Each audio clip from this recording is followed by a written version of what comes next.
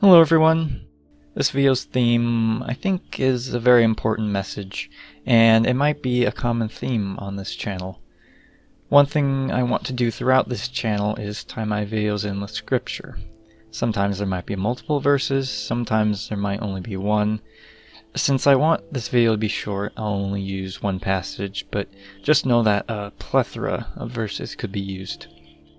1 Corinthians 13:4 says, "Love is patient. Love is kind. It does not envy. It does not boast. It is not proud. It is not rude. It is not self-seeking. It is not easily angered. It keeps no record of wrongs. Love does not delight in evil, but rejoices with the truth. It always protects, always trusts, always hopes, always perseveres." I truly believe that with everything that Jesus commanded of us, he commands us to be kind. And when I say that, I mean that as an absolute. There are no scenarios where Jesus said, "Be kind," except for when someone sins, then it's fine to treat them like scum. Or, "Be kind to those who love you, but those who have wronged you, just get back at them. It's only fair." No, Jesus never commands anything like that. Love is patient, so Christians shouldn't force change on people. Love is kind, so Christians should be even-tempered. Love does not boast and is not proud, so Christians shouldn't think they're better than even the worst sinner. Love is not rude, so Christians don't accuse people. Love is not self-seeking, so Christians shouldn't twist goodness into something for their own benefit. Love is not easily angered, so Christians should not raise their voice. Love keeps no records of wrongs, so Christians shouldn't keep tallies of how many times someone or some organization has screwed up. And I love the next part, verse 6. Love does not delight in evil, but rejoices with the truth. Being rude, being angry, being self-seeking, stuff like that is evil.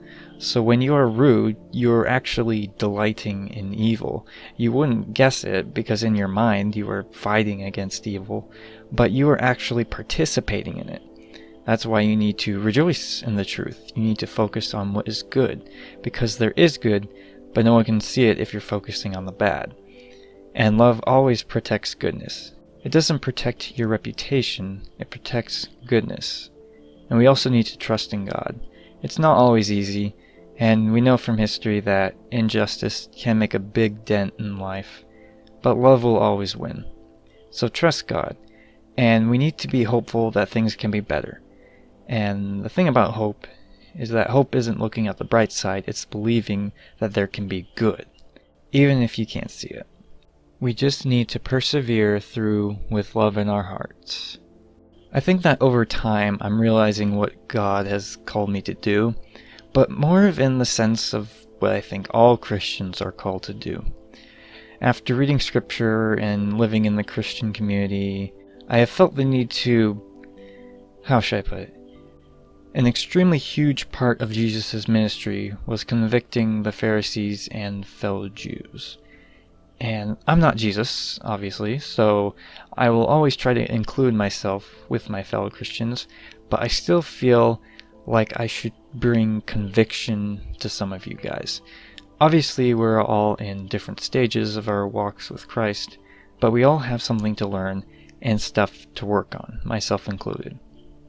I like to say that I believe that Christianity is a perfect religion, except for one thing: the people in it. And it turns out that they're one of the most important parts of Christianity.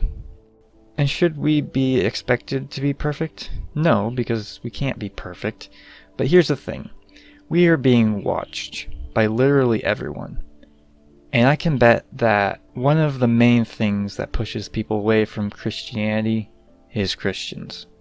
So my favorite band is Rush, and most of their lyrics are beautiful and truthful and, to be honest, say some things that even Jesus would say. But they are famously anti-religious. I don't think they've said specifically, but they have mentioned that they got turned off from religion during their childhood. I don't know this for a fact, but I think that their childhood experiences inspired the song Kid Gloves. It's about how we should be kind, and basically what the 1 Corinthians verse we covered was about. But listen to this lyric. Anger got bare knuckles, anger play the fool, anger wear a crown of thorns, reverse the golden rule. You see what us Christians have done? Christians have desecrated the name of Christ. Our anger is what's ruining this country. Guys, stop it. Be kind. For God's sake, literally.